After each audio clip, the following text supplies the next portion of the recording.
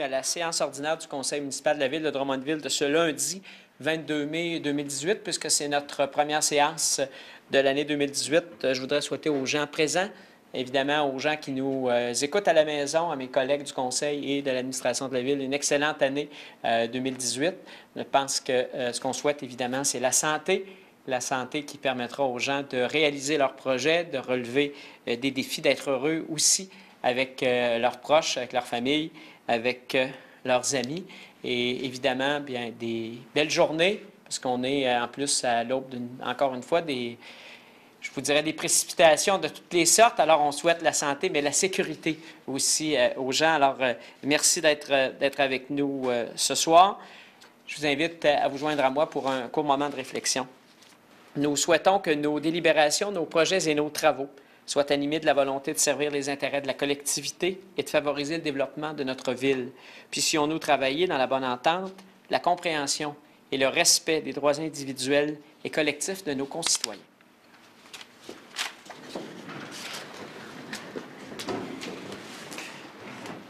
On n'aura pas trop perdu la main au cours des dernières semaines d'arrêt. Les collègues ce soir qui ne pouvaient pas se joindre à nous, entre autres à cause de la maladie. Alors, on les salue. Ils doivent nous regarder de la maison. Alors, vous avez reçu copie de l'ordre du jour. On a plusieurs points ce soir, entre autres relatifs à l'urbanisme, compte tenu de la durée qui s'est écoulée depuis la dernière séance. Alors, M. Cusson, nous en avons pris connaissance et nous exemptons Mme la greffière d'en faire la lecture et nous l'adoptons. Nous, on est toujours à l'ordre du jour, donc proposer l'ordre du jour. Madame Bernier, ça va aller mieux aujourd'hui. Je le disais qu'on avait peut-être perdu la main pendant les vacances, c'est commencé.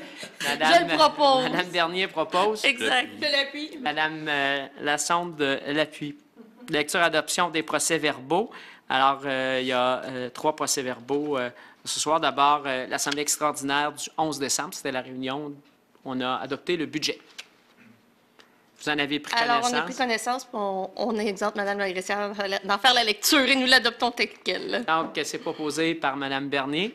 Appuyé. C'est appuyé par M. Grondin. Le procès-verbal de l'Assemblée ordinaire, celle-là toujours du 11 décembre. Je le propose. Je l'appuie. À l'avance, Mme Lacoste. Et finalement, le 14 décembre, c'est une Assemblée extraordinaire. C'était en lien avec l'adoption des différents taux de taxation.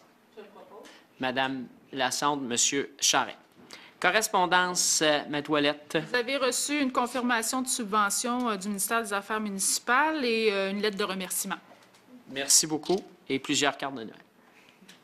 C'est déposé. Direction générale, dépôt du procès-verbal du comité exécutif du 16 janvier 2018. La plupart des points, je pense, M. Grondin reviennent ce soir. Oui, alors j'en fais le dépôt et puis comme ils reviennent effectivement tous ce soir, alors j'en dirai pas plus long, on va les voir passer. C'est déposé par M. Grondin.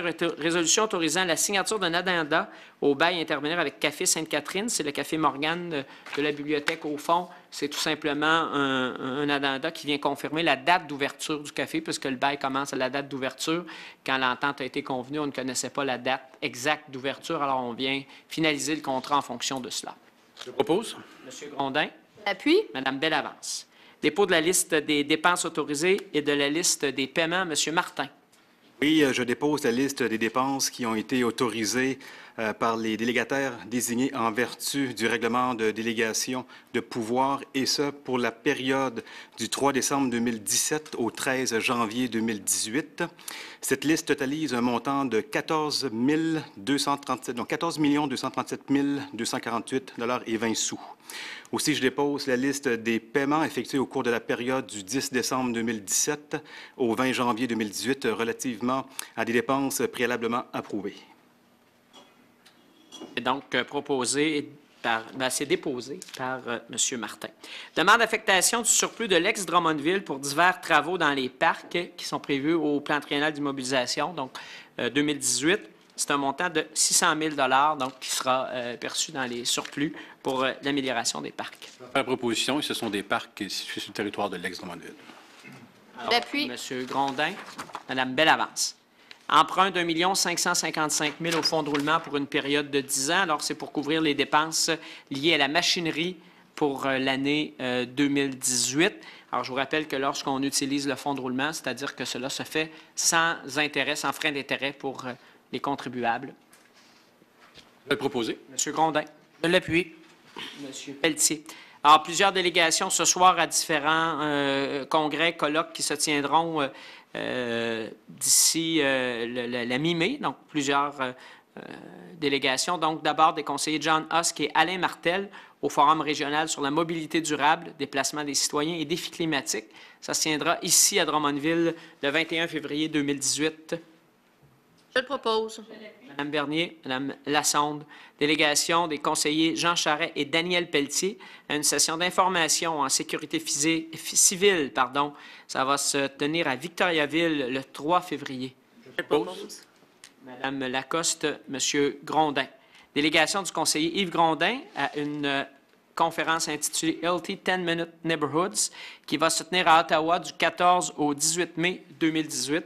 Donc, ce sera en même temps ou à peu près que les assises de l'UMQ qui seront à Gatineau. Donc, ce sera un seul déplacement pour M. Grondin. Je l'appuie. Martin, Mme Lassonde. Délégation des conseillers Daniel Pelletier et John Husk au Congrès provincial sur la gestion des inondations qui se tiendra le 1er février 2018 à Drummondville. Je le propose. Mme l'appuie. Bellavance, Mme Bernier. Dépôt de la candidature de la Ville de Drummondville dans le cadre des Mérites Ovations municipales 2018. Je vais faire le dépôt. Je le propose, excusez. Vous avez proposé le dépôt de candidature, Mme Bernier, Mme Lassonde. Mandat à l'Union des municipalités du Québec. Donc, c'est un renouvellement pour procéder à un appel d'offres au nom du regroupement des municipalités pour la fourniture et l'épandage de chlorure de calcium utilisé comme abat poussière. Je le propose. M. Husk. Je l'appuie. M. Pelletier. Approbation de critères de sélection, service professionnel d'aménagement pour la rédaction de devis, ainsi que pour la surveillance de travaux d'aménagement des parcs. Je l'appuie. Lacoste, M. Husk. Approbation des critères de sélection, service professionnel d'aménagement pour la rédaction des plans et des devis, ainsi que pour la surveillance des travaux d'aménagement des parcs. Je le propose. Je l'appuie. M. Grondin, Mme Lacoste. Approbation des critères de sélection pour les services professionnels dans le cadre d'élaboration d'un plan directeur de maintien d'actifs de bâtiments municipaux. Je le propose. Husk. Je l'appuie. M. Pelletier. Ressources humaines, signature d'une entente de règlement relativement à la loi favorisant la santé financière et la pérennité des régimes de retraite à prestations déterminées des secteurs municipaux. Donc, c'était pour apporter des ajustements au régime de retraite pour tenir compte de la loi provinciale qui a été adoptée. Dans le cas de la Ville de Drummondville, qui a un régime surcapitalisé, évidemment, ça ne tenait pas compte du partage des déficits comme dans la très grande majorité des municipalités, puisque Drummondville était l'une des seules municipalités à ne pas avoir de déficit. Je le propose. M. Pelletier, M. Charest. Résolution autorisant la signature de la lettre d'entente BL 04-2017. Ça concerne l'organisation du travail entre les travaux publics et les mécaniciens. Mme Lassonde. Appui. M. Pelletier. Résolution autorisant la signature de l'entente de règlement de griefs, donc avec syndicats. Donc, les griefs BE 07-216, 08-2016, 10-2016, 11-2016 et 04-2017 des cols bleus sur l'organisation du travail au service des loisirs. Je propose. M. Grondin. Mme Lacoste. Création d'un poste de chef de division, bibliothèque, au service des arts, de la culture et de la bibliothèque. Alors, dans le cadre de l'ouverture de la nouvelle bibliothèque publique, il avait été prévu l'ouverture de 2 postes. Et après analyse, donc, la directrice du service nous a recommandé de repousser l'ouverture de ces 2 postes-là et de n'en ouvrir qu'un seul pour le moment. Et ça viendra répondre aux besoins, donc dans des montants inférieurs à ce qui avait été planifié au départ. Je le propose. Je l'appuie. Dernier, M. Maury. Greffe et affaires juridiques, en plusieurs ententes et mandats dans le cadre du développement du secteur Le Vigneron. Donc, tout d'abord, une entente promoteur concernant les phases 13 et 15, c'est le prolongement des rues du Merlot et du Sémillon. Je propose. M. Husk. J'appuie. M. Morales. Mandat à la firme Les Services EXP pour les phases 13 et 15. Dans ce cas-là, pour le génie, c'est toujours à la charge, évidemment, du promoteur. Je propose. M. Husk, M. Morales. Pour les services de génie et surveillance pour le même secteur, c'est à la firme Pluritech. Je propose. M. Husk, M. Morales, pour les laboratoires à la firme Englobe pour le même secteur. Je le propose. Husk, M. Morales. Signature d'une entente promoteur avec le Vigneron pour la phase 18, les rues Marquette et de Courcelles. Je le propose. M. Husk, M. Morales. Firme Pluritech pour la même phase concernant le génie et la surveillance. Proposé. Husk, M. Morales. Et le mandat, le dernier, à la firme Englobe pour les laboratoires pour la phase 18 du Vigneron. Je le propose. M. Husk, M. Morales. Dépôt d'un procès-verbal de correction relatif au règlement RV 1748-93, modifiant le règlement 3500 et ses amendements afin de remplacer les dispositions relatives aux compteurs d'eau. Donc, c'est la correction d'une petite technicalité. Oui, au niveau des articles, donc je peux le déposer tout simplement. C'est donc déposé. Résolution autorisant la contestation de la demande introductive d'instance en annulation de la dissolution et de la reconstitution d'une compagnie modifiée dans le dossier de cours numéro 500-17-100-908-170. Ça vous dit probablement pas grand-chose, peut-être quelques détails, Maître Ouellette. C'est une compagnie qui vous laisse dissoudre, donc elle nous doit des sommes d'argent. Donc, la Ville s'oppose finalement à cette action-là qu'elle fait en justice pour pouvoir recouvrer ces montants d'argent-là. Je vais le proposer, M. C'est proposé par M. Grondin.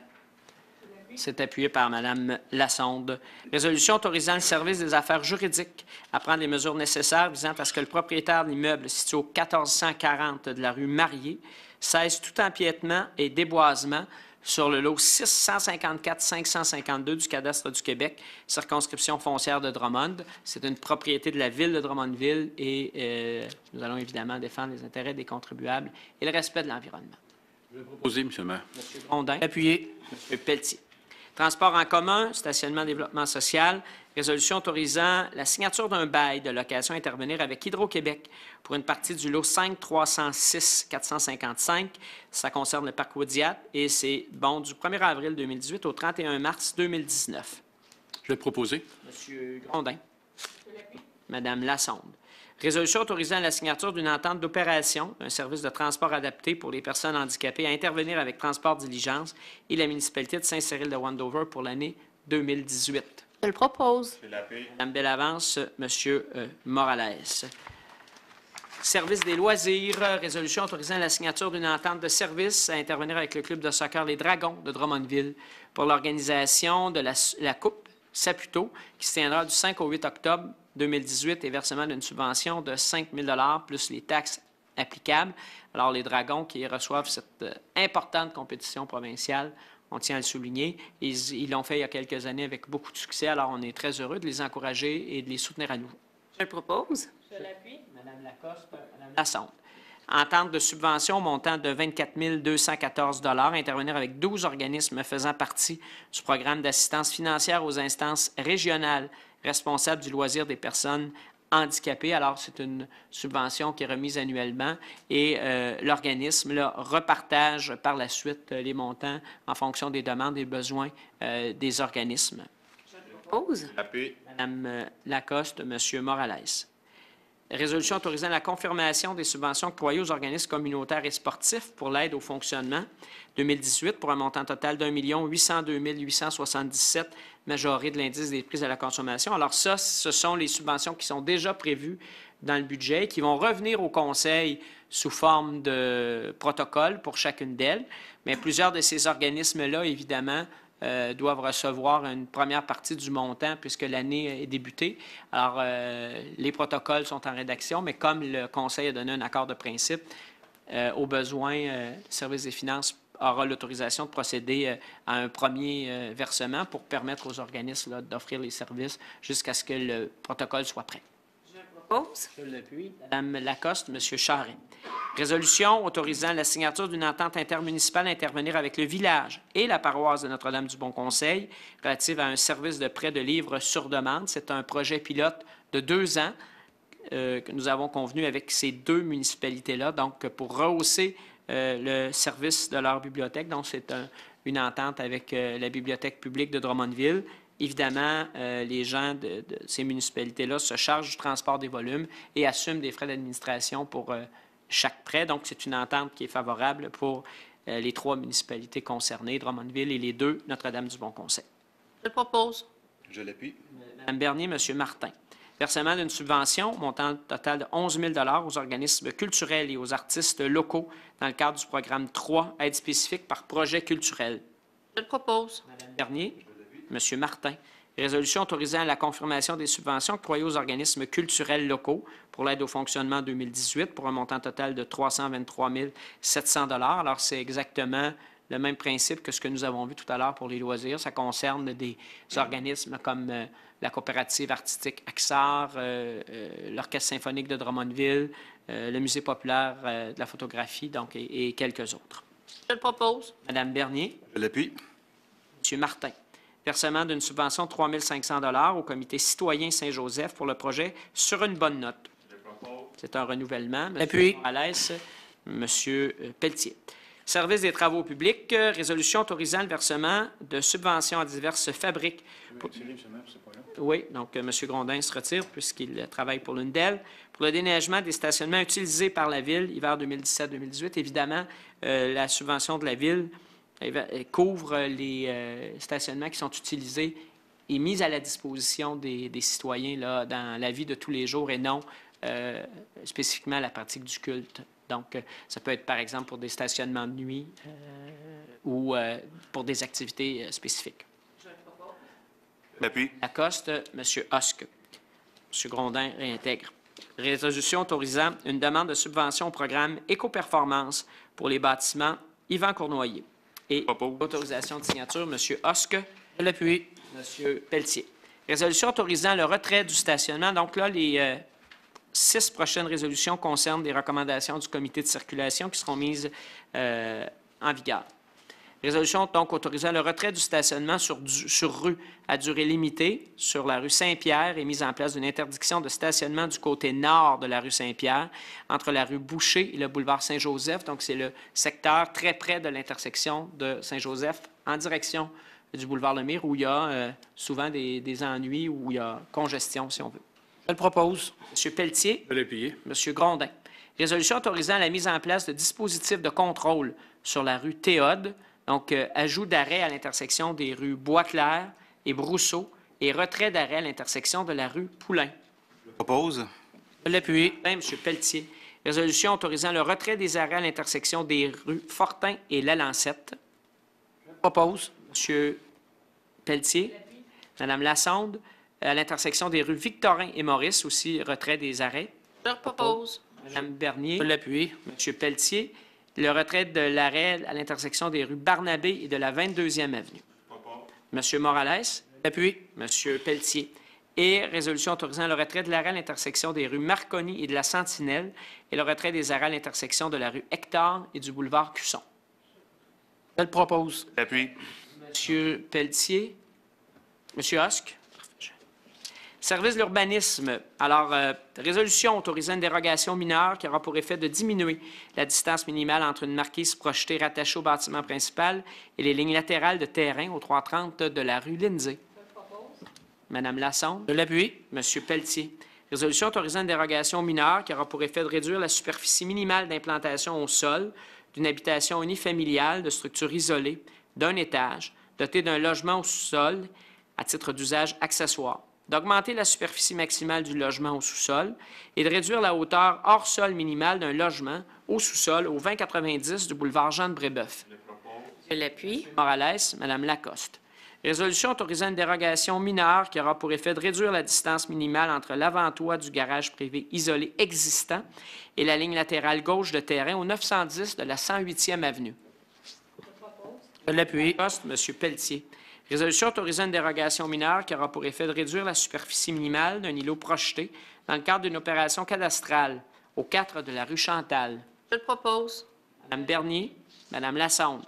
Résolution autorisant une dérogation mineure qui aura pour effet d'apporter des ajustements réglementaires dans le cadre d'un projet d'entreposage en cours avant et d'agrandissement du bâtiment principal au 1200 de la rue Rochelot. Je le propose. Je l'ai payé. M. Pelletier, M. Grondin. Résolution autorisant une dérogation mineure qui aura pour effet d'augmenter le pourcentage maximal d'espace bâti-terrain, d'abroger la distance minimale d'une aire de chargement-déchargement des limites de terrain et refusant un tablier de manœuvre à partir de l'emprise de rue dans le cadre d'un projet de subdivision de terrain au 1250 de la rue Saint-Adélard et au 95909 de la rue Sainte-Thérèse. Je vais l'appuyer. C'est dans le cadre de reconversion du bâtiment. Madame Lassonde, Monsieur Grondin. Résolution autorisant une dérogation mineure qui aura pour effet d'augmenter la superficie maximale d'une enseigne détachée sur muret pour un bâtiment commercial existant, un bâtiment commercial projeté au 485-493 de la rue Saint-Pierre. Je vais l'appuyer. Madame Lassonde, Monsieur Grondin, résolution autorisant une dérogation mineure qui aura pour effet d'autoriser une enseigne détachée du bâtiment principal à l'intérieur du triangle de visibilité au 1380 du boulevard Lemire. Je vais proposer. Monsieur Grondin. Je l'appuie. Madame Lassonde. Résolution autorisant une dérogation mineure qui aurait pour effet de réduire la distance minimale entre l'extrémité du toit du garage privé isolé existant et la ligne latérale droite de terrain, ainsi qu'entre le mur du garage privé isolé existant et la ligne latérale droite de terrain au 2355 de la rue Vivaldi. Je le propose. Madame Bellavance. Appui. Madame Lassonde. Résolution autorisant une dérogation mineure qui aura pour effet de réduire la marge latérale gauche minimale, le total minimal des marges latérales et le pourcentage de maçonnerie pour la partie agrandie projetée du bâtiment principal au 401 de la rue Polache-Frigon. Je le propose. Monsieur Charret. Appui. Monsieur Martin. Résolution autorisant une dérogation mineure qui aura pour effet de réduire la largeur et la superficie minimale d'un lot dans le cadre du déplacement d'un lot existant au 1500 du chemin Émigne. Je propose. Madame Lassonde. Appui. Monsieur Charret. Résolution autorisant une dérogation mineure qui aura pour effet de réduire la distance minimale entre l'extrémité du toit du garage privé isolé existant et la ligne arrière de terrain au 1370 de la rue Duvernay. Je le propose. Madame L'appui. Lassonde, Monsieur Pelletier.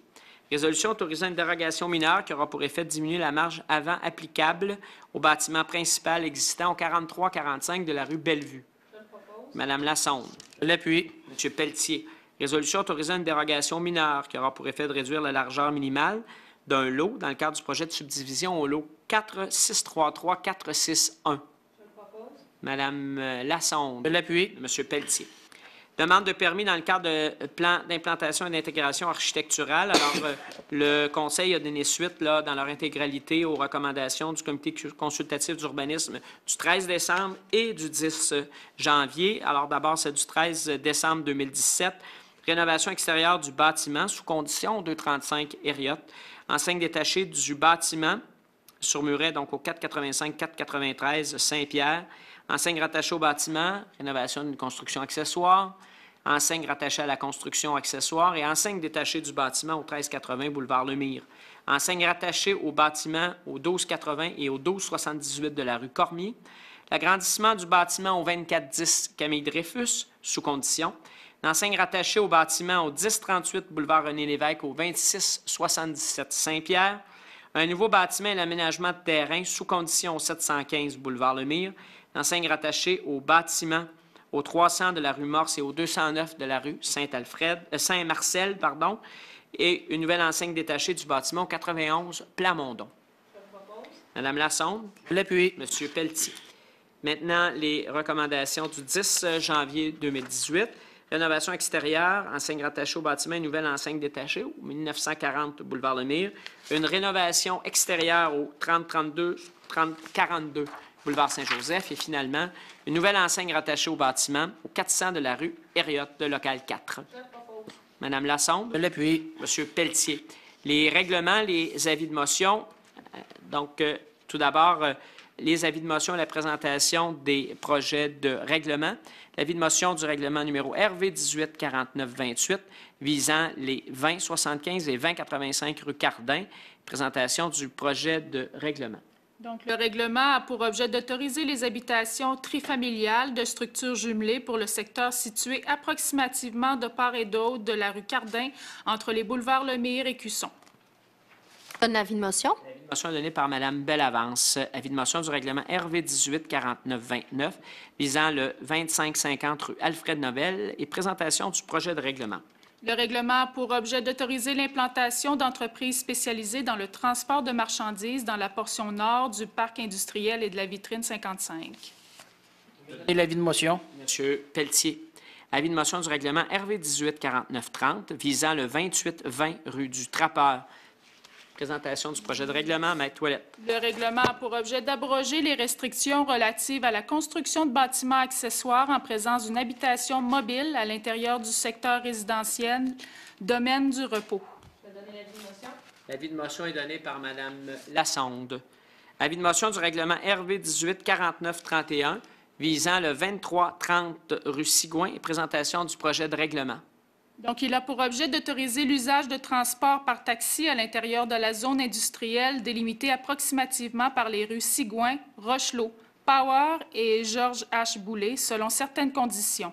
Donner l'avis de motion. Avis de motion donné par M. Grondin.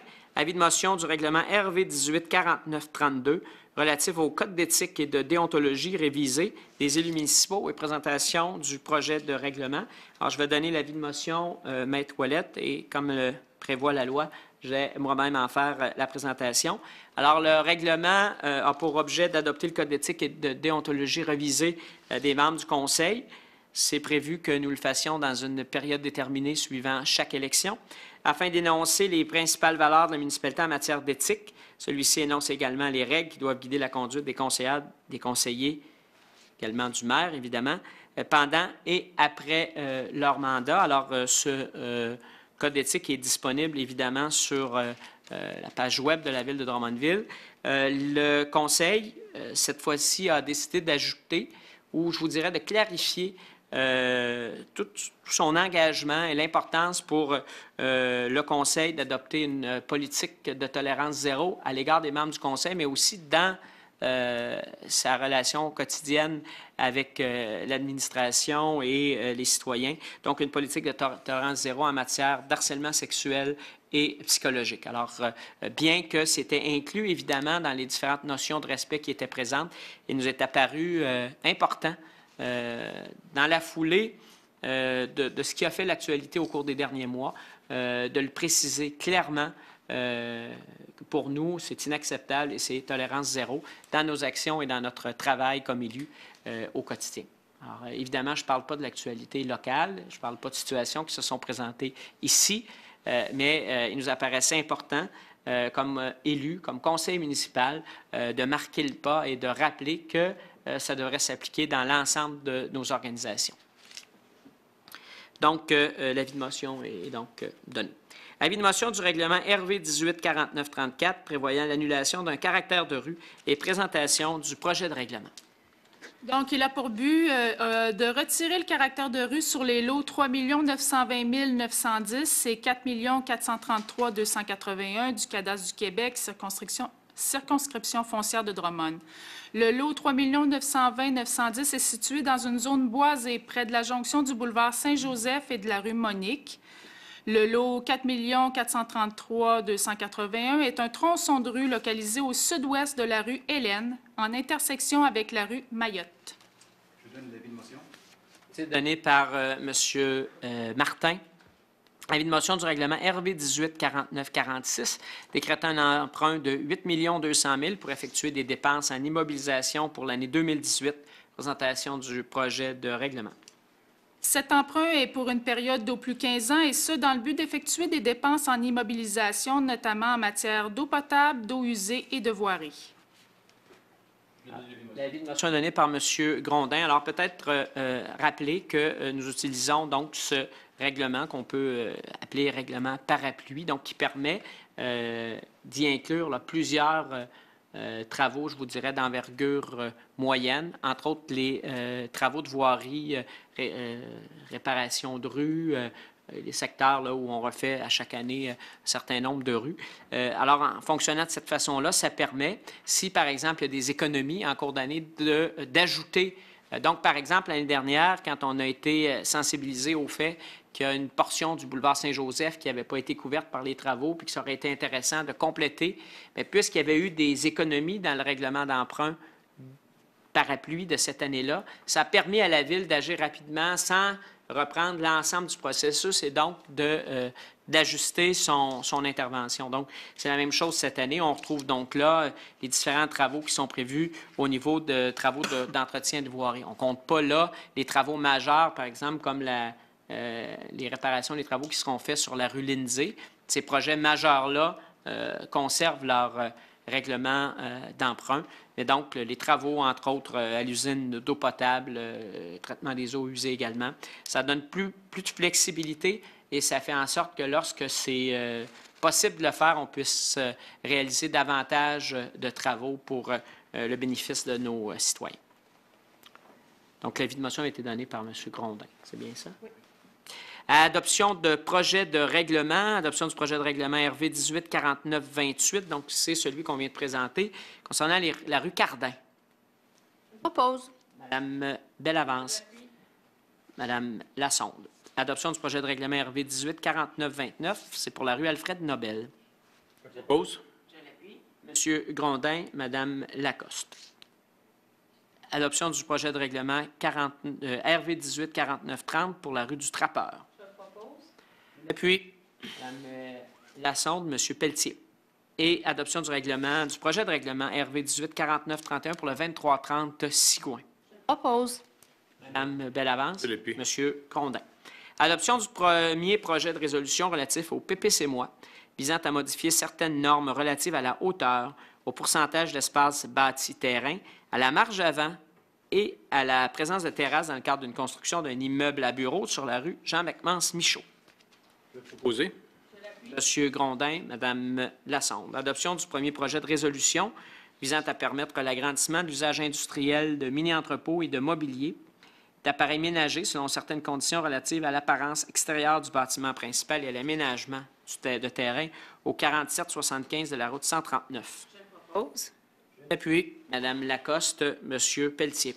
Adoption du second projet de règlement RV 174906, modifiant le règlement de zonage afin d'apporter des ajustements au plan de zonage au gré des usages et des normes et au texte, notamment à l'égard de limites de zone, de numéros d'usage inscrits dans les grilles, des normes de lotissement, de la classification des usages, des marquises résidentielles et commerciales et de la superficie des enclos pour matières résiduelles. Alors, c'est surtout technique. Je le propose. M. Charret. Appuyé. M. Pelletier. Adoption du second projet de règlement RV 1749-23-1, modifiant le règlement de zonage afin de modifier la superficie maximale et sa proportion par rapport à la superficie de plancher du bâtiment principal d'un local occupé par un gymnase de type CrossFit à l'intérieur des entreprises situé sur la rue Jean-McManus-Michaud. Propose. Depuis. Mme Bellavance, M. Grondin. Adoption du second projet de règlement RV 1749-24-1, modifiant le règlement de zonage afin d'augmenter le nombre et la superficie déjà autorisés pour les garages privés situés sur des terrains résidentiels d'une superficie supérieure à 1500 mètres carrés. Mme Lassonde. Je l'appuie. M. Pelletier. Adoption du second projet de règlement RV 1749-26-1, modifiant le règlement de zonage afin d'autoriser l'implantation de serres commerciales dans la cour latérale d'un commerce d'horticulture à l'intérieur de la zone commerciale située sur le boulevard Saint-Joseph entre les rues Comeau et Joël. Propose. Mme Lacoste. Je l'appuie. M. Pelletier. Adoption du second projet de résolution relatif au PPC-moi visant à autoriser des usages commerciaux reliés au commerce local, l'exclusion de certains usages non compatibles avec le milieu et au bureau à l'intérieur de l'ensemble du bâtiment existant et de prévoir des conditions de réaménagement de terrain au 1320 du boulevard Jean-de-Brébeuf. Mme Lassonde. Je l'appuie. M. Pelletier. Adoption du second projet de résolution relatif au PPC-moi visant à régulariser la présence d'un service d'aménagement paysager dans le secteur du boulevard Jean-de-Brébeuf, à proximité de la rue Roger, au 3675 du boulevard Jean-de-Brébeuf. Mme Lacoste, Mme Lassonde. Nous arrivons à l'adoption des projets de règlement, donc la dernière étape pour 12 de ces règlements. Tout d'abord, le RV 1748-94, modifiant le règlement de zonage afin d'autoriser une entreprise offrant différents services pour le développement de terrains résidentiels, commerciaux et industriels, et ce, dans le secteur du boulevard Lemire, près de l'intersection de la rue Haggerty. Je propose. M. Grondin, Mme Lassonde. Adoption du règlement numéro RV 1748-95-1, modifiant le règlement relatif au zonage, afin d'autoriser le nettoyage par l'utilisation de la glace sèche à titre d'usage accessoire à un usage de fabrication de la glace sèche dans le secteur de la rue Rochelot, entre les rues Bergeron et Power. Je le propose. Madame Bellavance. Depuis. Monsieur Grondin. Adoption du règlement RV 17-48-96, modifiant le règlement de zonage afin d'autoriser la poursuite du développement domiciliaire le domaine du Vigneron pour la portion du projet située au nord de l'avenue du Vigneron. Je le propose. Oscar. Je l'appuie. Pelletier. Adoption du règlement RV 17-48-98-1, modifiant le règlement de zonage afin d'autoriser les usages de vente au détail de fournitures industrielles sur une portion de la rue Joseph-Saint-Cyr. Je le propose. Monsieur Grondin. Je l'appuie. Monsieur Charret. Adoption du règlement RV 17-48-99-1, modifiant le règlement relatif au zonage afin d'autoriser les activités commerciales de restauration, de même que la vente de fruits et de légumes à titre d'activité accessoire aux usages agricoles permis dans la zone située sur le boulevard Lemire-Ouest, à proximité de l'autoroute Jean-Lesage. Propose. Je l'appuie. Dernier, Monsieur Grondin.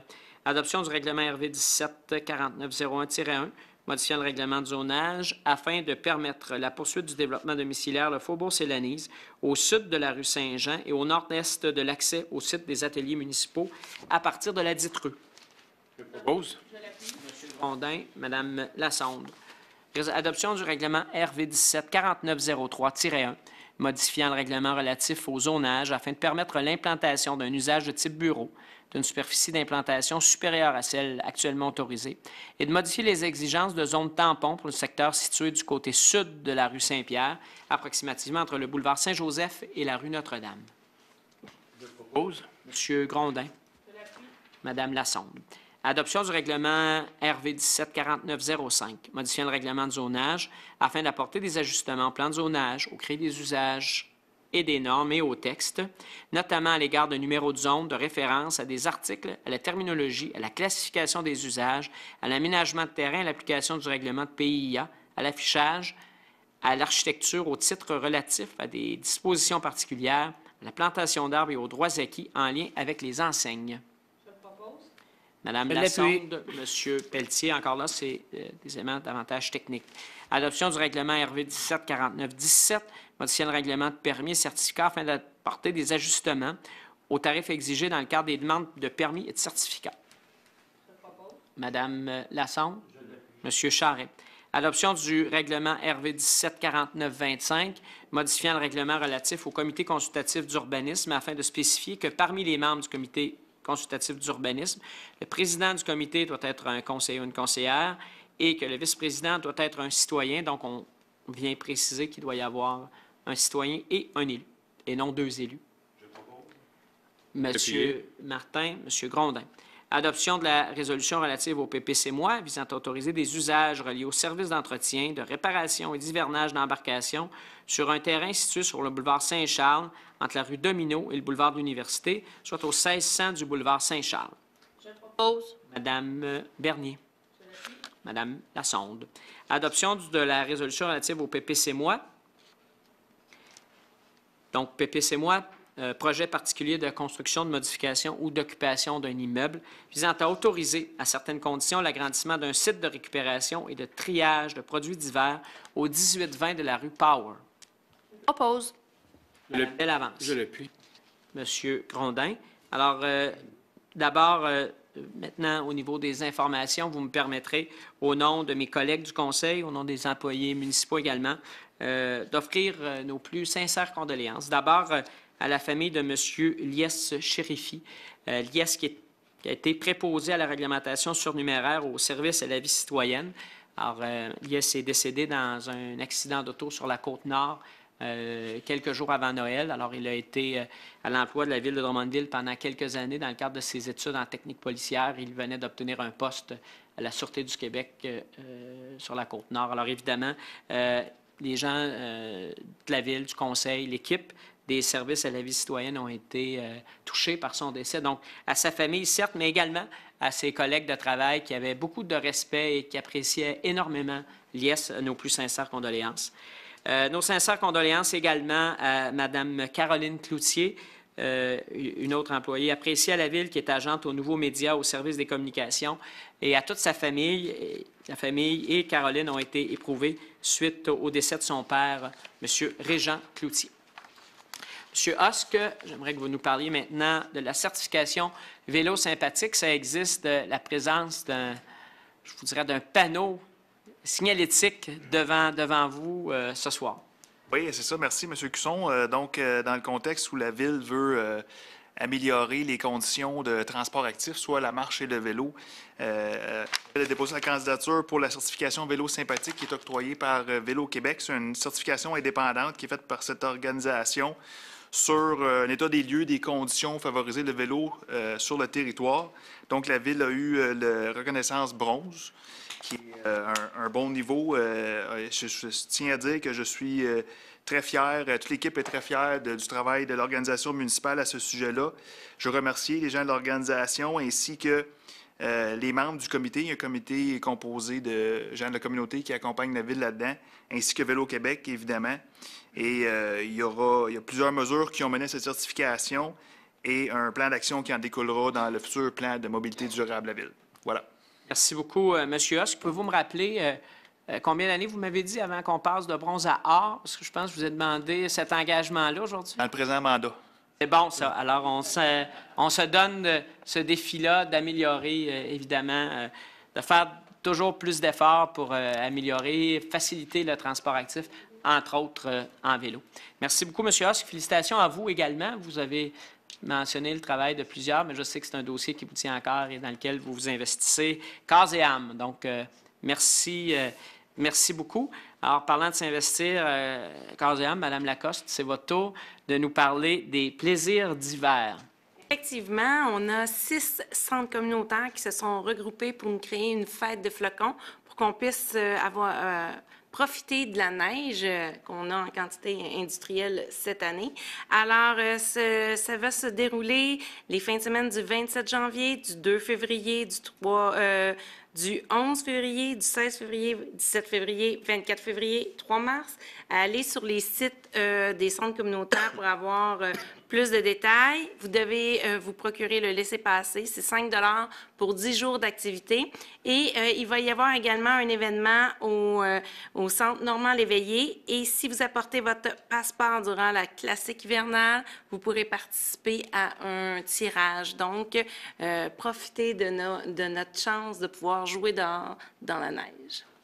Merci beaucoup. Tant qu'il n'y aura pas trop de verglas par-dessus, ça devrait bien aller. Donc, merci beaucoup. Madame Lacoste, puis, je tiens à le dire parce que je pense que les membres du Conseil apprécient aussi de voir 6 centres communautaires se regrouper, faire le travail ensemble pour, d'abord, faire en sorte que ça se retrouve dans les différents secteurs de la Ville, donc le plus près possible de chacun de nos lieux de résidence. Alors, félicitations aux gens de ces clubs-là. Une belle activité qui s'en vient chez nous aussi, c'est le week-end de la classique hivernale Drummondville 2018. Ça va se passer tout près d'ici, à côté de l'Hôtel de Ville, à la patinoire Victor Pépin, les 9, 10 et 11 février prochains. Alors, si dans la tête des gens, cette activité-là, c'est avant tout des matchs de hockey de la Ligue de hockey junior majeur du Québec et de la Ligue de hockey de développement de Midget 3A, mais c'est aussi un grand festival de hockey, un week-end où il y aura des activités pour toute la famille. Alors, on invite les gens, évidemment, à s'informer. Plusieurs activités gratuites au cours du week-end, des équipes de jeunes hockeyeurs qui vont se disputer la victoire, des équipes scolaires qui vont être invitées à s'y rendre. Il y a même des ligues de garage, comme on les appelle communément, qui ont participé à une enchère pour pouvoir jouer sur cette glace-là avec les estrades, des estrades pour 6 000 personnes qui sont actuellement en préparation. On souhaite évidemment que la météo soit de notre côté. C'est toujours le risque en hiver. C'est une activité qui va faire connaître Drummondville, encore une fois, partout au Canada, en plus de donner une belle occasion aux amateurs de sport d'y participer. Alors, j'invite les gens à acheter leurs billets pour les matchs de hockey. Il y a des tarifs familiaux. C'était une des conditions que la Ville a données aux organisateurs de maintenir l'accessibilité de ces activités-là. Donc, par exemple, là, on peut, pour 69 $ avoir 4 billets pour la famille, avoir des forfaits à moins de 20 $ le match. Donc, on encourage les gens à acheter des billets ou à participer au spectacle gratuit. Il y aura un spectacle gratuit le vendredi soir après le match entre le match, là, la victoire des Voltigeurs contre le Phoenix de Sherbrooke. Donc, tout de suite après cette victoire-là, en tout cas en fin de semaine, c'est terminé 8-0, donc on a encore des chances. Il y aura un spectacle de l'énergique Alain François, donc qui, dès 22 h, va faire un spectacle. Il y a Gab Palardi qui fera de la musique également, le DJ. Dès le vendredi à 16 h, pour ceux qui sont des amateurs de l'émission, ça rentre au poste à Énergie. Richard Turcotte, José Godet et Marie-Christine Proulx vont être ici. Ils vont entre autres accueillir notre porte-parole, le Drummondvillois Louis Morissette, qui sera là. Il y aura aussi un spectacle samedi soir, en début de soirée à 18 h 30, parce que les Voltigeurs vont battre les Tigres de Victoriaville. Le match va débuter à 15 h. Et suite à ça, il y aura le spectacle de Grégory Charles. Et le dimanche après-midi, et là, on est particulièrement fiers parce qu'il y a 4 Drummondvillois qui vont participer au match de hockey de la Ligue Midget 3A qui va opposer les Gaulois de Saint-Hyacinthe aux Cantonniers de Magog. Alors, les jeunes de Drummondville qui jouent au Midget 3A jouent à Magog. Donc, il y a 4 jeunes Drummondvillois qui seront là. Il y en a un en particulier qui est le fils de notre directeur général, M. Adam. On espère bien, évidemment, voir votre fils à l'œuvre dans ce match-là. Alors, mais plein d'activités, je tiens à le dire, pour la famille. Là, supposons qu'une famille, pour toutes sortes de raisons, ne vient pas pour les matchs de hockey, bien, pourront être là pour le hockey bottine, les trottinettes des neiges, parc de structures gonflables, le coin répit où il y aura même des guimauves. Alors, beaucoup de plaisir. On sera là. Je suis certain que les membres du conseil vont être là. Tir au but va être là, Fred va être là. Alors, une belle fin de semaine familiale, 9, 10, 11 février à Drummondville. Alors, voilà pour la période d'information. C'est presque une période de publicité. Maintenant, donc, pour la période de questions, on tente de le faire chaque année. C'est la première séance de l'année. Alors, je vais prendre quelques instants pour tout simplement rappeler les paramètres des règlements qui guident la période de questions qu'on applique là, d'une rencontre à l'autre. On essaie de les appliquer, mais on a toujours une certaine ouverture, une certaine flexibilité quand les choses se déroulent bien. Donc, le règlement 3500 de la Ville de Drummondville, qui existe depuis plusieurs années, prévoit une période de questions d'au maximum 40 minutes à la fin de chaque séance. Donc, pour permettre aux gens de poser des questions au Conseil concernant les affaires privées à l'ordre du jour ou des questions d'intérêt public d'ordre municipal. On demande aux gens, évidemment, lorsqu'ils ont la parole, de s'identifier, de décliner leur identité, leur nom, prénom, adresse et poser la question au maire. Et la question, on dit dans le règlement qu'elle doit être succincte, claire et précise. Évidemment, on est ouvert à un court préambule, le mot « court » étant important. Et s'il y a sous-question, à ce moment-là, c'est sans préambule et ça doit se rapporter à la question principale. Donc, c'est le maire qui reçoit la question et qui décide soit d'y répondre, soit de la référer à un conseiller, une conseillère, à un membre de l'équipe administrative ou la prend en délibéré lorsque nous n'avons pas la réponse précise et nous apportons la réponse, nous donnons la réponse à la séance suivante ou directement à la personne, là, selon la nature de la question. On espère que ça n'arrive pas, on n'a pas à le faire trop souvent. Il est prévu que le maire puisse rappeler à l'ordre toute personne qui contrevient au déroulement de la séance de questions en prenant les mesures qu'il juge appropriées, notamment en retirant le droit de parole ou en expulsant la personne. Mais ça, c'est pas arrivé vraiment. Et voilà, donc ça fait le tour du règlement qu'on tenait à rappeler puisque c'est notre première séance de l'année. Donc, j'invite les gens qui ont des questions, comme le dit le règlement, à s'avancer, s'identifier et à procéder à leurs questions. Bonsoir, Mme Hiergeau. Henriette Hiergeau pour Participation citoyenne. Drummondville annonce des investissements d'1 250 000 l'argent des citoyens dans le gaz toxique Énergir, emboîtant le pas au gouvernement Couillard, qui investira plus de la moitié des 261 200 000 reçus du gouvernement Trudeau sur 5 ans dans les hydrocarbures dont Énergir. Mon préambule ne sera pas très long. De plus, le gouvernement Couillard puise à même les fonds verts ou encore l'argent des citoyens pour financer une énergie fossile non renouvelable qui contribue au réchauffement climatique et aux nombreux dérèglements climatiques. On en a un exemple, là, les glaces à longue pointe. Là. Puis Gaz Toxique Énergie, qui a 700 milliards d'actifs, qui s'empresse de gonfler ses profits en cachant ses avoirs dans les paradis fiscaux. Ce matin, dans le journal de Montréal, il y avait le bureau d'enquête qui faisait part que c'est une bizarre de coïncidence qu'il y a beaucoup de paradis fiscaux qui sont grandement impliqués dans le financement du cannabis et que c'est une donnée confidentielle. On ne peut pas savoir qui est impliqué, mais des millions.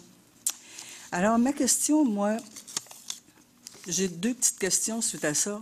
Pourquoi Drummondville soutient-elle une multinationale milliardaire qui ne paie pas sa juste part d'impôts et contribue à l'augmentation des gaz à effet de serre, CO2, méthane? Et peut-être impliquée dans les paradis fiscaux, mais comme c'est confidentiel. Non, on ne sait pas. J'ai dit peut-être. J'ai dit peut-être. On ne sait pas parce que c'est confidentiel.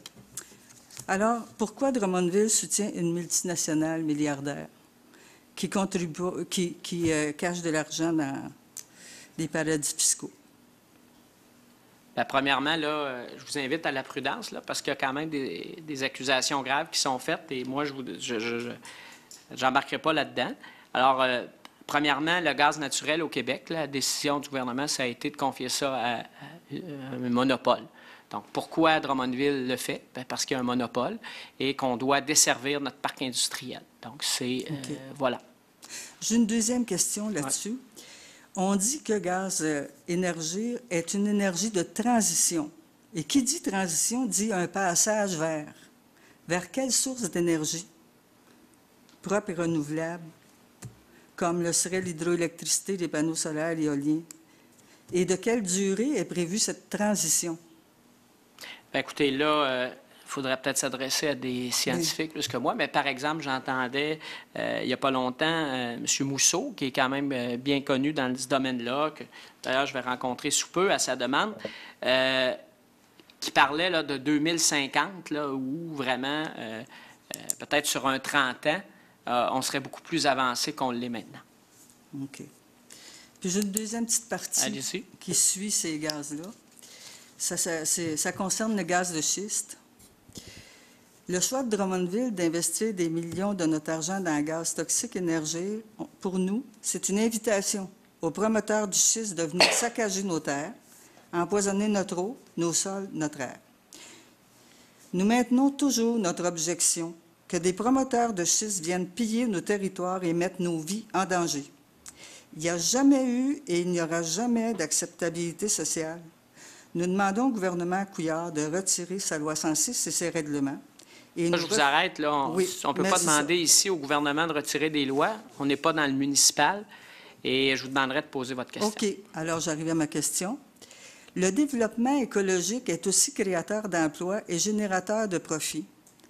En 2018, est-ce que Drummondville a l'intention de commencer à investir dans les énergies propres? Bien, Drummondville le fait chaque fois qu'elle peut le faire. Et à chaque fois que ça se présente, que ce soit dans l'utilisation de ces véhicules, dans l'appui qu'elle donne à des entreprises de chez nous, parce que vous savez qu'à Drummondville, là, on a une des entreprises les plus en vue au Québec au niveau de l'énergie verte. Là, je pense à Aéroénergie, M. Binette. Demandez-lui si on le supporte, demandez-lui si on l'appuie, demandez-lui si ensemble, ce qu'on souhaite, c'est devenir je vous dirais, une plaque tournante de l'économie verte au Québec, et plus, c'est son rêve, et nous, on est là pour l'appuyer, il le sait très bien. Pratiquement, ça veut dire quoi, ça, cette aide-là? Bien, c'est, par exemple, d'ajuster, parce qu'il y a des choses qu'on fait nous-mêmes, il y a d'autres choses, par exemple, l'ajustement de toutes nos règles d'urbanisme pour faciliter, parce que malheureusement, des fois, il existe des règlements, nos propres règlements qu'il faut améliorer, qu'il faut adapter à aujourd'hui, pour faciliter, par exemple, l'installation de murs solaires. Le faire nous-mêmes quand c'est possible pour des bâtiments. Je prends l'exemple de ce que nous avons fait à la bibliothèque. Là, je ne pourrais pas aller dans les détails parce qu'il y a une chance qu'il y a des ingénieurs, puis c'est pas moi qui fais ça. Bien, par exemple, dans l'échange d'énergie qu'on a fait à la bibliothèque, peut-être que M. Adam pourrait en donner plus de détails. C'est un édifice qui va être, on le souhaite, reconnu LEED. Alors, ça, c'est des choses qu'on peut faire. Est-ce que ces encouragements-là, il y a de la finance là-dedans ou c'est un encouragement? Tout à fait, parce que, exemple, si on n'avait pas fait le choix d'obtenir la certification LEED pour la bibliothèque, bien, le coût de la bibliothèque aurait été inférieur. On aurait dépensé moins. OK. Alors, je m'en vais, mais j'ai constitué un petit dossier pour M. Hoss, qui est responsable du dossier environnement. Et là-dedans, on a les points de vue de scientifiques, de citoyens et des gouvernements. Puis c'est pas mal complet. Ça évitera à M. Hoss d'aller courir dans la bibliothèque puis de chercher partout. Ça a l'air gros, mais c'est intéressant. C'est comme des petites histoires. Et sûrement intéressant pour M. Hoss, qui a la responsabilité comme président des comités qui, au cours du présent mandat et le plus rapidement possible, vont proposer au Conseil un nouveau plan de mobilité durable et également un plan de réduction des gaz à effet de serre émis par la Ville de Drummondville. Et avant de quitter, j'ai des vœux, moi, pour vous. Allez-y. Que pour l'année 2018 et les temps à venir, mon vœu, c'est que Drummondville délaisse les règles de l'or noir, des ordures, et revienne aux règles de l'art pour la protection de son territoire et de sa population. C'est mon souhait. Merci, Mme Hiergeau. Bonsoir. Bonsoir.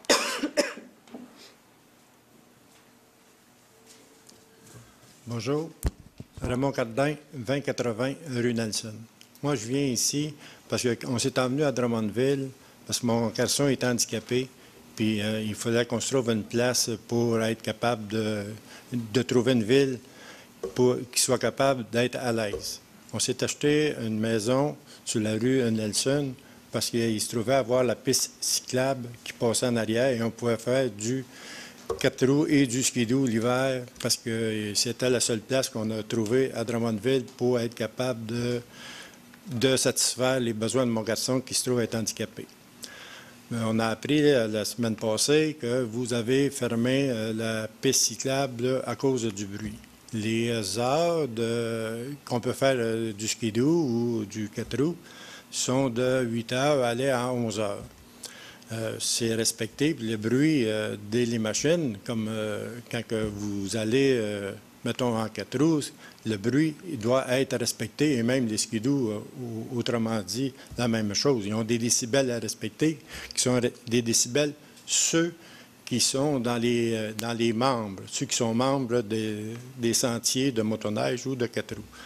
Je voulais savoir pourquoi que vous avez fermé la piste. Ma première question, c'est ça. Pourquoi que vous avez fermé la piste de... Oui, bien, c'est effectivement parce que la Ville a reçu notamment des requêtes de citoyens à cause du bruit. Bien, première chose, peut-être le contexte, si vous me permettez, depuis, on recule peut-être 15-20 ans. Avant ce moment-là, tout le secteur qui était, je veux dire, à l'ouest du boulevard Lemire, ou à peu près, où la grande majorité n'était pas développée du tout, pratiquement très peu. Le long de l'axe, qui est la route verte cyclable en été.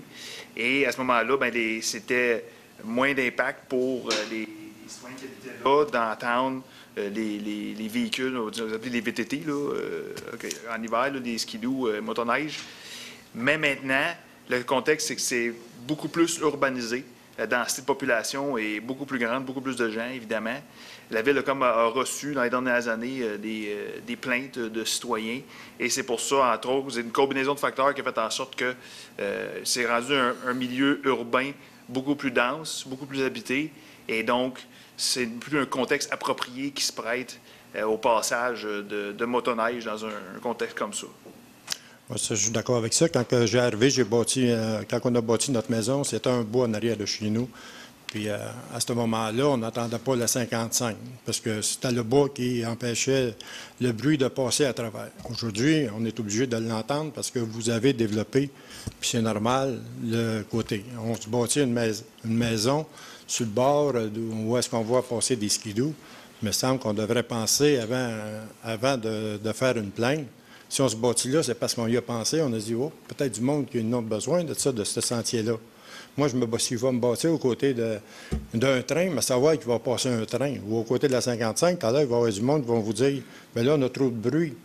Moi, je reste je suis chez nous, il y a 2 ouvreurs indépendants qui viennent dans la nuit, à 2 heures puis à 4 heures dans la nuit. Ils viennent rouvrir, on entend ça. Quand il met sa pelle à terre, c'est bang, puis après, il repasse un souleur, puis ça me réveille. C'est bien plus d'ouvrage. Mais moi, je trouve que la tranquillité, d'après moi, c'est à 2 puis à 4 heures dans la nuit, que 4-5 skidoo qui passent dans la journée. Depuis qu'on est là, les skidoo, ils n'en passent pas tant que ça. L'été, oui, ils passent des... ils n'ont pas le droit, mais ils passent des petits cyclomoteurs avec des muffleurs que tu entends presque à 1 000. Puis ils passent en avant de chez nous pour couper, pour s'en aller dans ce coin-là. Tandis qu'il doit y avoir des panneaux dans ce coin-là qui ne sont pas satisfaits ou qui l'entendent passer sur la piste cyclable, mais ils n'ont pas le droit de passer là. Ils passent là, pareil. Nous autres, on a seulement ça l'hiver. C'est seulement l'hiver. Puis tu me dis qu'il y a des personnes qui vous ont fait des plaintes l'hiver. Il y a du monde qui ne sont pas trop tolérants, je pense. Là, il faudrait éviter d'entrer dans la discussion. On est dans une période de questions. Je vais peut-être vous laisser réagir, M. Husk. Après ça, on répondra à des questions et la question, c'est ça. La question, c'est ça a-tu arrivé l'hiver ou l'été? Pas par cœur, honnêtement, là, les plaintes comme telles, mais oui, c'est entre autres l'hiver, les plaintes qui ont été reçues. Là. Mais c'est parce que le problème... Il faudrait les étudier, les plaintes, à ce moment-là.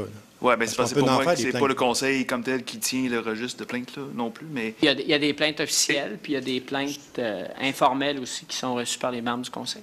Je vais terminer là-dessus. Simplement mentionner que la municipalité accorde le droit de circuler en VTT dans le périmètre urbain. C'est pas un droit acquis, dans le fond, c'est une exception. Fait que ça doit, à mon sens, et c'est ce que le Conseil a décidé, ça évolue au fil du temps, les circonstances ont changé et donc il faut s'adapter. Il faut s'adapter. À ce moment-là, moi, j'ai une maison bigénération. Tu t'adaptes-tu à ça, toi? Toi, il va venir vendre ma maison, quoi? Bon, là, premièrement, vous ne vous adressez pas directement au conseiller. Là, je pense qu'on s'éloigne un petit peu du sujet. Là. On ne fera pas une discussion de cette façon-là. Vous nous avez adressé une lettre qu'on a reçue cet après-midi. En tout cas, moi, elle m'a été remise cet après-midi. On va vous donner une réponse. On va faire le suivi à cette lettre-là. Je pense que M. Husk vous a clairement expliqué les raisons qui ont amené cette décision-là du conseil. Vous nous amenez un cas personnel. On va regarder votre cas personnel, on va vous répondre, mais ça a été très clair. Le Conseil ne changera pas sa décision cette année. On a invité les clubs à nous contacter pour déterminer avec eux, parce qu'ils trouvaient qu'ils avaient su trop tard, déterminer avec eux une façon de fonctionner pour éviter que ce genre de choses-là se reproduisent dans le futur. Alors, actuellement, là, c'était le 11 décembre, on n'a eu aucune demande de rencontre de leur part et on a reçu des plaintes à l'effet que l'interdiction n'était pas respectée. Alors, dans certains endroits, par quelques... Je ne veux pas généraliser, je ne dis pas que c'est la faute des clubs, mais c'est certain que lorsqu'il n'y a pas de collaboration, bien, la collaboration, ça doit venir des deux côtés. Actuellement, nous, on n'obtient pas ça. Alors, on va apporter un suivi à ça. À votre demande spécifique, on va vous revenir. Comme je vous dis, on l'a reçu cet après-midi, on est en réunion. On revient à chacune des demandes qu'on nous fait. Puis on ne fera pas exception, mais je pense que ce sujet-là, dans son traitement général, là, on n'a pas rien à ajouter. OK, c'est beau. Merci. Merci, M. Cardin.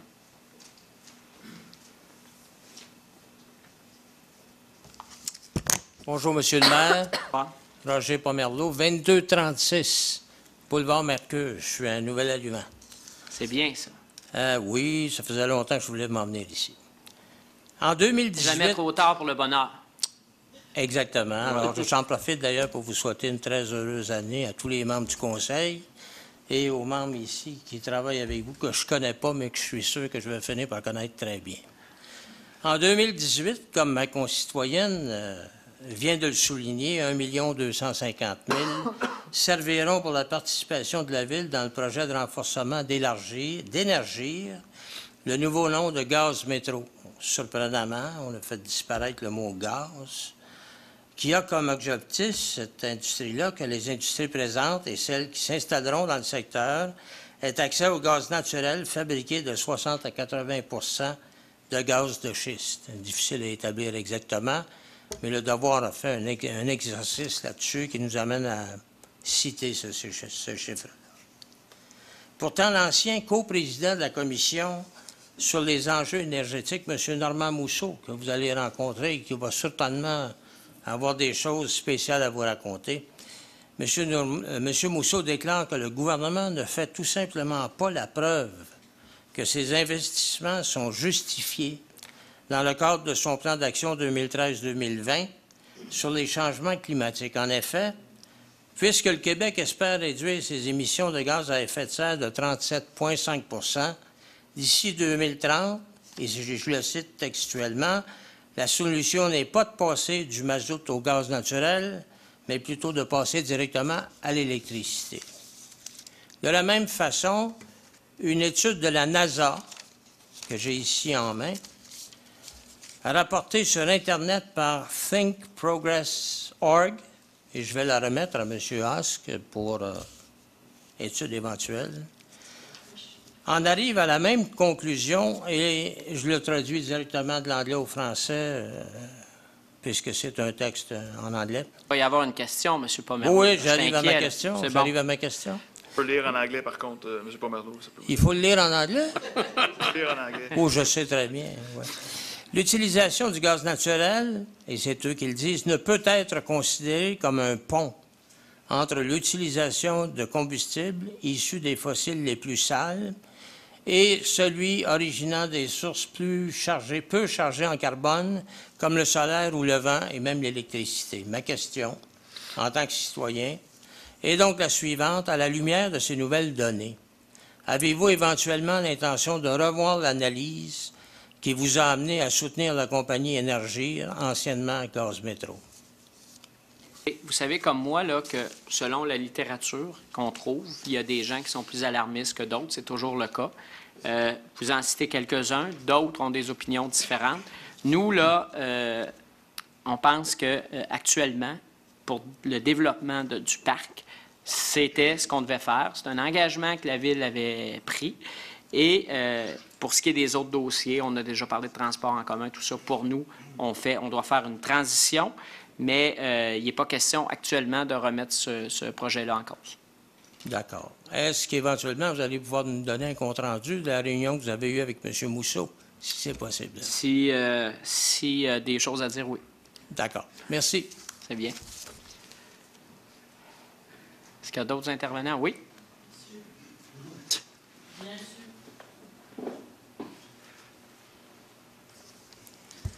Bonsoir. Michel Théroux, citoyenne de Drummondville, de la MRC et du Québec.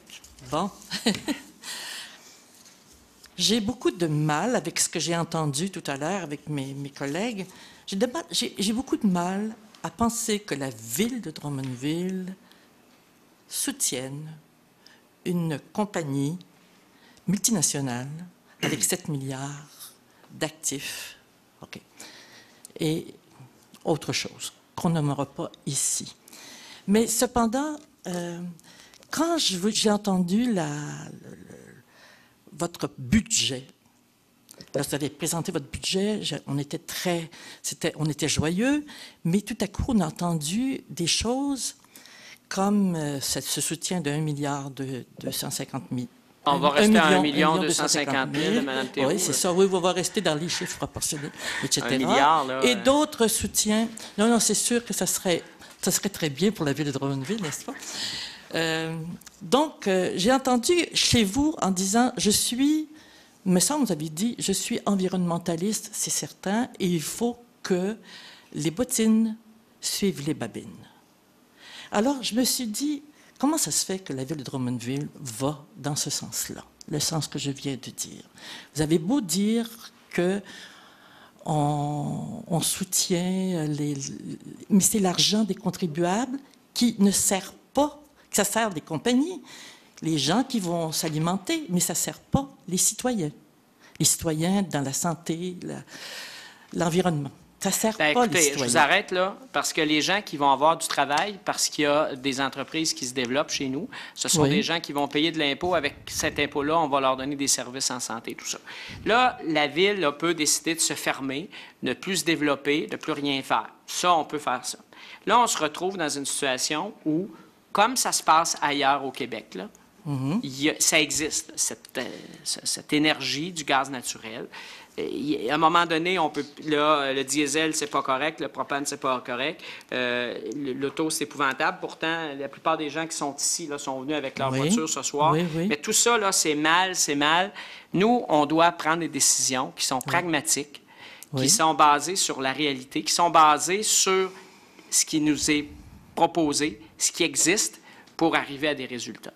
Et là, la situation, c'est que si demain, on disait non, finalement, on ne desservira pas nos entreprises du parc industriel en termes de gaz naturel. Bien, il y aura des conséquences importantes chez nous. Donc, quand il y aura des alternatives réalistes à court terme, on sera là. Le Québec a de l'eau en profusion et de l'électricité en profusion et en surplus. Alors, je me demande comment on a fait jusqu'à maintenant pour progresser. Est-ce que c'est avec le gaz? Qu'est-ce que c'est? Qu'est-ce qu'on a fait jusqu'à maintenant pour progresser? Monsieur Cusson. Bien là, je pense qu'on sort un peu des sujets municipaux. Là. Ce qu'on a fait pour progresser, premièrement... Non, à Drummondville, le parc industriel, etc. Bien, il y a déjà beaucoup d'entreprises chez nous, dans le parc industriel, qui utilisent le gaz naturel qui est desservi. Là, on pourrait dire quels sont les secteurs qu'ils sont. Moi, je n'ai pas tous ces détails-là, là. Mais de grands secteurs, sinon presque la totalité des parcs industriels le sont. M. Adam, je vais vous laisser aller sur ça, puis après ça, on... Bien, en fait, les parcs industriels sont tous desservis en gaz naturel parce que à peu près toutes les entreprises qui ont des procédés ont besoin de ce combustible-là pour opérer. Donc, le parc municipal, le parc régional, puis maintenant, c'est le parc du secteur de Saint-Nicéphore qui doit se développer. Puis pour réussir à se développer, il y a besoin de cette source d'énergie-là. Alors, pourquoi soutenir Énergir? Ben, c'est-à-dire, ça lié, c'est déjà là. Qu'est-ce que c'est que cette histoire de... Mais qui n'est pas là-bas. Donc, c'est tout simplement de raccorder ce secteur-là au réseau. On ne peut pas soutenir personne d'autre. Il y a un monopole au Québec. Pourquoi soutenir Hydro-Québec quand c'est question d'électricité? Parce qu'on ne peut pas prendre notre électricité ailleurs. OK. C'est... Alors, donc, je vais poursuivre juste une minute. Je vais vous dire que cette année, en 2018, nous allons intervenir, naturellement, dans les hydrocarbures et les claims, ce qu'on appelle forage et production de gaz de schiste et production de gaz à effet de serre. C'est toujours ça, il y a du gaz à effet de serre. On veut aussi intervenir sur la biométhanisation, l'hydrogène et le coût de sa production, l'électrification des transports, diesel versus propane. Là, Madame, oui, on n'est pas dans une question. Là. Non, là, non. Mais ce que je vais vous dire... patient, on peut écouter, mais il y a probablement des gens qui ont des questions sur d'autres sujets. Donc, je vous écoute. Allez-y pour votre question. Bon, si vous m'écoutez, je n'ai pas de questions. Je vais vous dire sur quoi si vous n'avez pas de questions, Mme Théroux, on va s'arrêter là parce que c'est une période de questions. C'est prévu comme ça. On l'a rappelé. Les élus se le font rappeler. C'est pas juste à Drummondville que c'est comme ça. C'est pas une période d'intervention, c'est une période de questions. D'accord. Cependant, j'aurais pu quand même vous dire patient, que cette année, on va intervenir sur plusieurs dossiers de l'environnement, entre autres sur l'éclairage, comme on nous a répondu l'autre jour, sur les arbres, sur les sacs de plastique et tout ce que vous voulez. Alors donc, pour moi, il semble important que vous sachiez qu'on va intervenir tous ces aspects-là. Bien, écoutez, on n'en avait aucun doute. Merci. Merci. Est-ce qu'il y a d'autres intervenants? Oui, monsieur.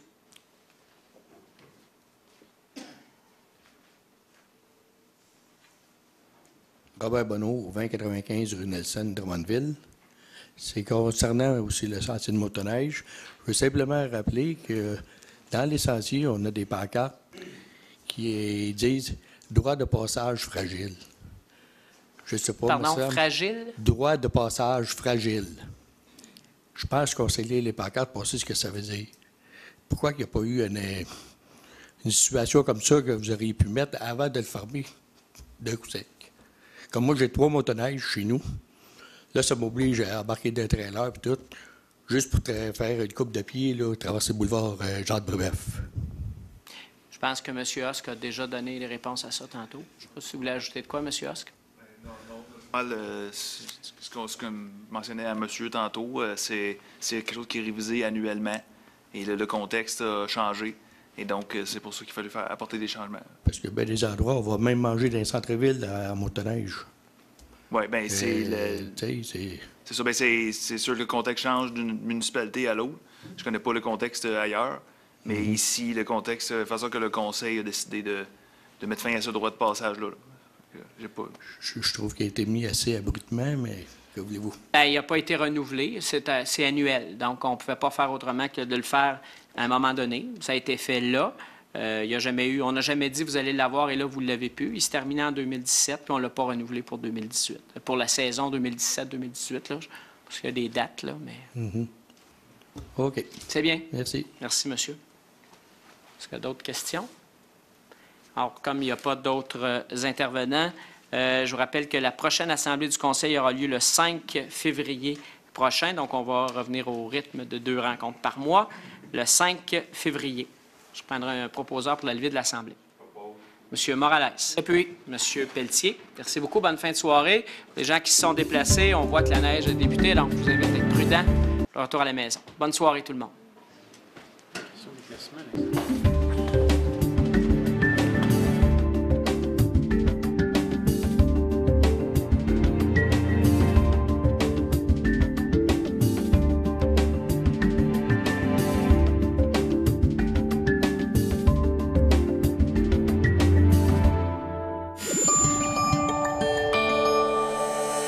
Nous TV, fiers de faire rayonner notre communauté.